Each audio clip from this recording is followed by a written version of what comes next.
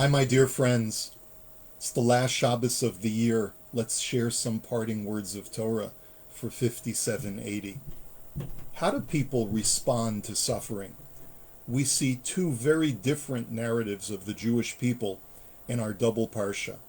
First, in Parshat Nitzavim, Moshe speaks words of consolation to the Jewish people after having just given them one of the harshest soliloquies of his career, the Tochacha from last week's parsha. He reassures them that the suffering that they will undergo in exile will be beneficial for them, and that it will be the very impetus to get them to do teshuvah.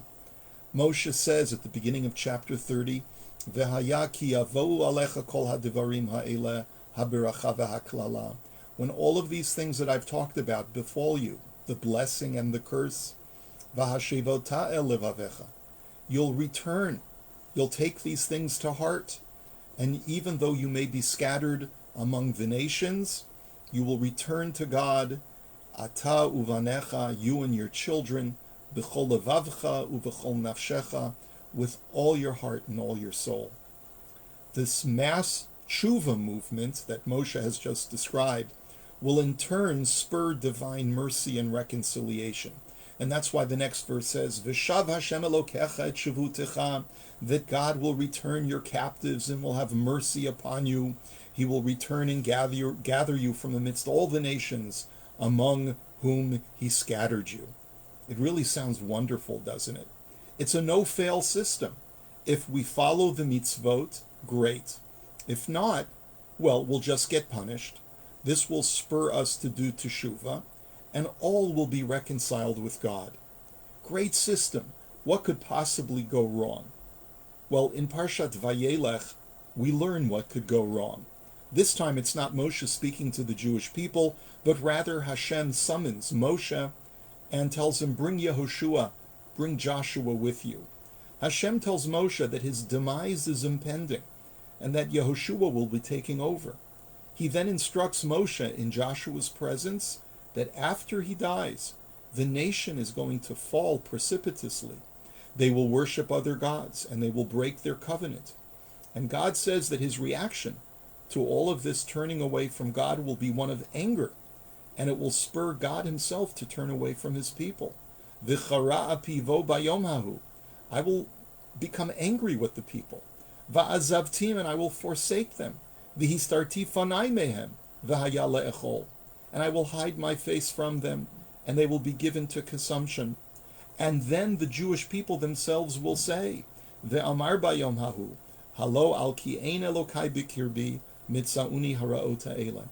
It must be because God is not within my midst anymore that all of these terrible things will happen.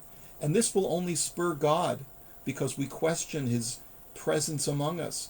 This will spur him to hide his face further, as the next verse says in chapter 31, verse 18.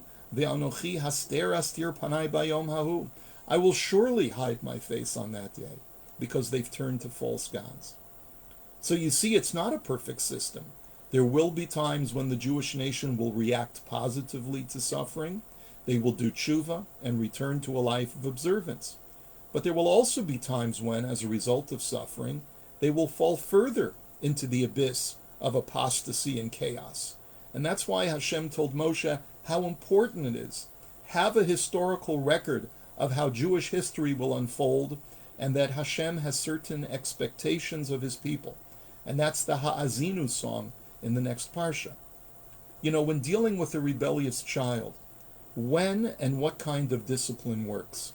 There's no simple recipe, since every child is different, and every parent is different too. The more rebellious and immature children will dig in their heels when they're given a timeout. The more thoughtful and mature ones will realize, it's not worth the fight and the suffering, and they will more quickly submit to the wishes of their parents. Take it from someone with multiple children. One size does not fit all, especially when dealing with different personalities and different stages of each individual child's growth. Parents are different too.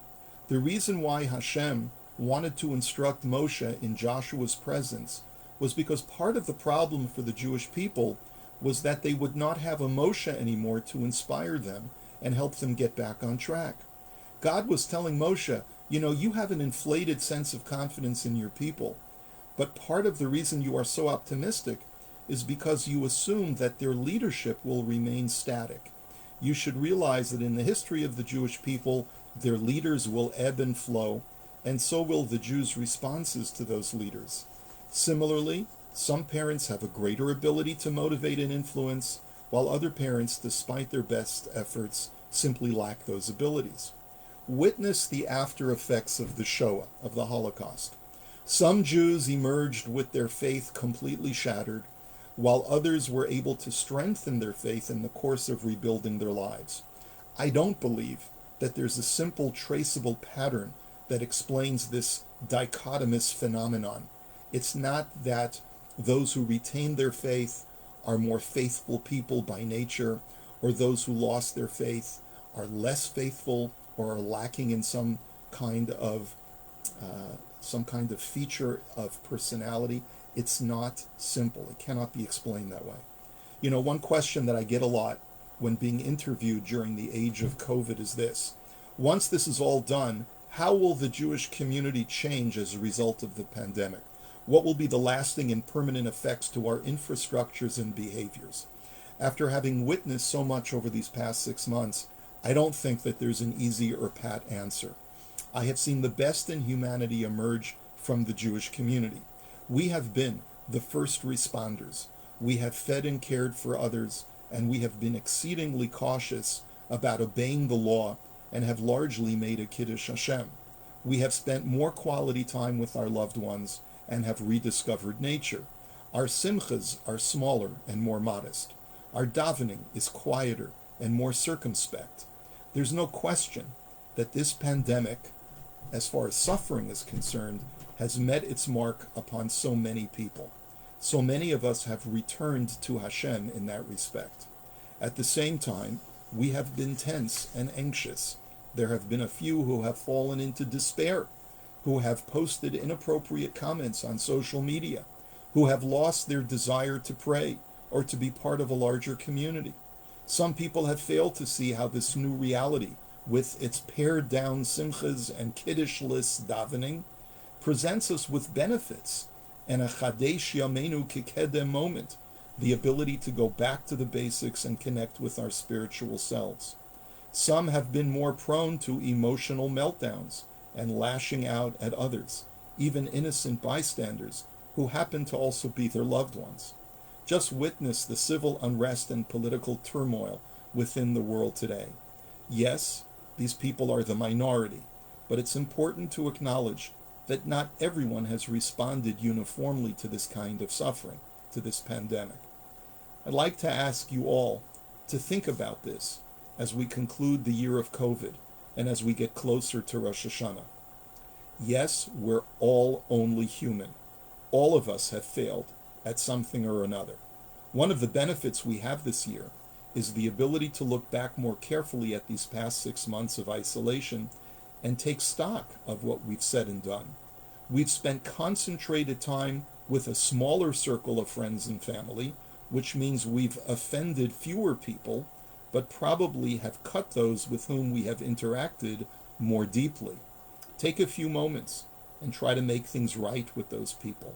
Try to take a few moments and talk to God. Just talk to Him. Let Him know that you're still here. You are still searching and hoping to receive His blessings, and that you need Him in your life now more than ever. I conclude by asking you, my dear friends, for mechila, please forgive me for what I have or haven't done during this pandemic, and before the pandemic, and in either through my action or inaction, have hurt you. Whether it was not calling you or not calling you quickly or frequently enough, or anything else, please be forgiving with me, and may your kind forbearance bring blessing from above. Here's wishing you an excellent last Shabbos of the year. Make this last week of 5780 count. We don't know how much longer this will last, but let's ride it out together with love and compassion to all. And Be'ezrat Hashem, 5781, well, that'll be the year of true redemption. May we see it b'mehera b'yameinu. Amen. Aksiva v'chasima tova. Looking forward to seeing you soon.